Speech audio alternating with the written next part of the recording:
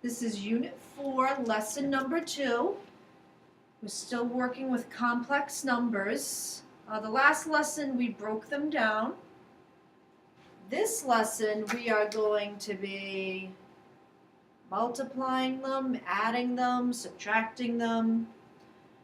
So we'll call this simplifying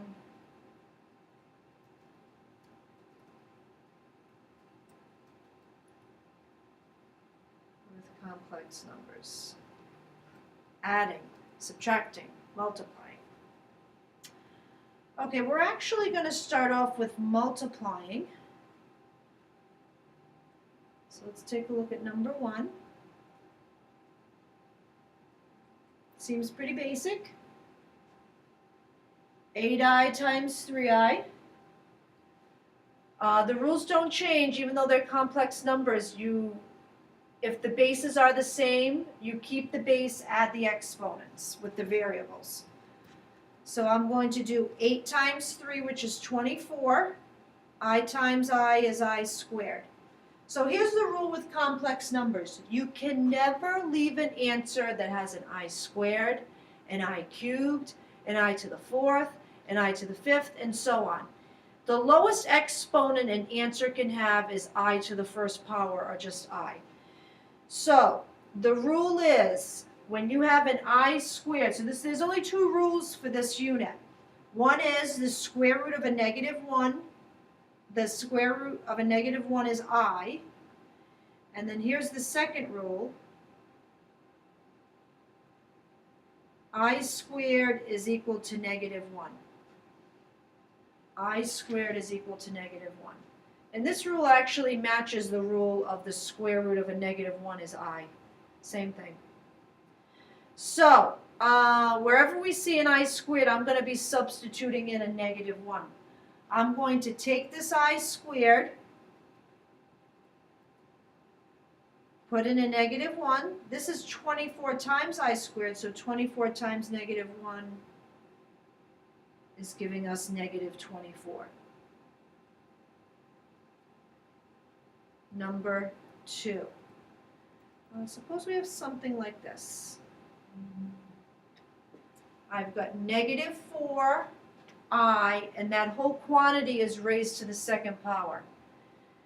So there's a couple of ways you can do this. Either you can take that exponent that's on the outside and multiply it to each exponent on the inside, or you can just write it twice. I can do this, negative 4i times negative 4i, it doesn't matter. Negative 4 times negative 4 is a positive 16. I times I is I squared. Now I'm going to take that I squared and put in a negative 1. 16 times negative 1 is giving us negative 16. Let's take a look at number 3. I've got negative 6i times 4i times 2i. So negative 6i times 4i times 2i. All right, let's do this multiplication. So I'm going to start with those coefficients first, those numbers out in front of the variable. Negative 6 times 4 times 2, which gives us negative 48. And then I've got I times I times I, which is I cubed. Now I can't leave my answer that has an I cubed in it. The largest it can be is a 1, I to the 1st power. So the strategy here is I need to think, how many I squared are there in I cubed? Well, this one isn't that difficult. There's only 1 I squared in I cubed. So I'm basically breaking it down into I squared. You're always, if you have an I that has an exponent larger than 1, you should be thinking, I've got to break this down into I squared so I can substitute in the negative 1. So once I've broken it down, which I did here, I'm going to take that I squared and I'm going to put in negative 1. And then I can't do anything with that I. I'm just going to leave it. And remember, you can have an answer with an I. That's fine. Negative 48 times negative 1 is a positive 48 times I. That's giving us a positive 48I. Number 4. Let's switch gears a little bit. I've got 8 minus 5I plus 2 times I. So the remaining problems we're going to be going over, they're going to have parentheses. Now, I usually tell my students, when you're dealing with parentheses, you're looking in between the parentheses to see what it's asking you to do. Well, this particular problem, if I look in between the parentheses, there's an addition sign. That means you are combining like terms. If there's an addition or subtraction sign, that means combine like terms. There's an addition sign here, so let's add them up.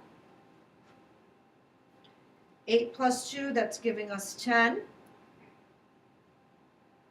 And then I've got negative 5 plus 1, which gives us negative 4I. So 8 plus 2, that's giving us 10, negative 5 plus 1, negative 4. Remember, don't add the exponents. When you are combining like terms, you add the coefficients, the numbers out in front. Negative 5 plus 1 is negative 4. It stays I. It's not I squared. And remember, I can have an answer that has an I in it. It just can't be an I squared or greater. Number 5. I have 4 plus 7I minus 2 plus 3I. So there's a couple of ways you can do this. Well, first of all, let's see what's happening in between the two parentheses. If I take a look at the problem, in between the two parentheses, there's a minus. That means you are combining like terms. There's two ways you can do this. Just subtract like terms, or you can turn this into an addition problem. I can take this negative and multiply through, so this stays as is. The minus becomes a plus, and I've got negative 2 minus 3I. Now this becomes an addition problem, and you can combine like terms. You did not have to do that. I could have just subtracted like terms to begin with. So 4 plus a negative 2 is 2. And then 7 plus a negative 3, which is giving us 4I. Remember, don't touch those exponents. They stay as is. So 4 plus a negative 2 is 2. 7 plus a negative 3 is 4. Last problem, number 6.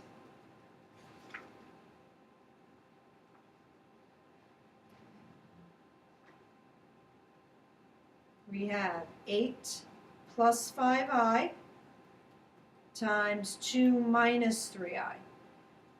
All right, so I've got two sets of parentheses.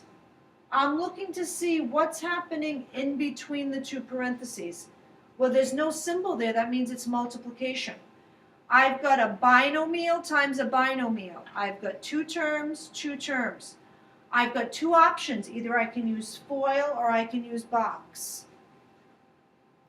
I think I'm going to use the boxes here. You could use FOIL.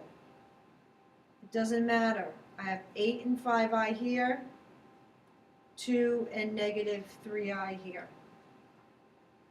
So 8 and 5I, 2 and negative 3I, 2 times 8 is 16, 2 times 5I is 10I, negative 3I times 8 is negative 24I, negative 3 times 5 is negative 15, and then I squared.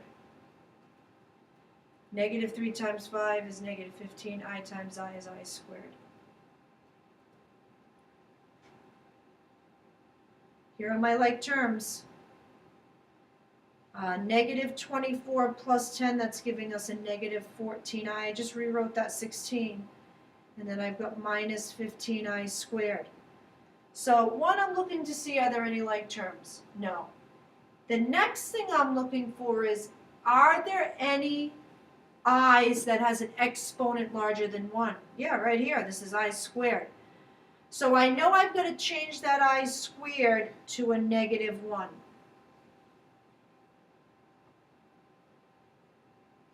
So this becomes 16 minus 14i plus 15.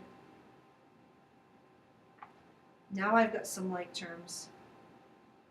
And that's giving us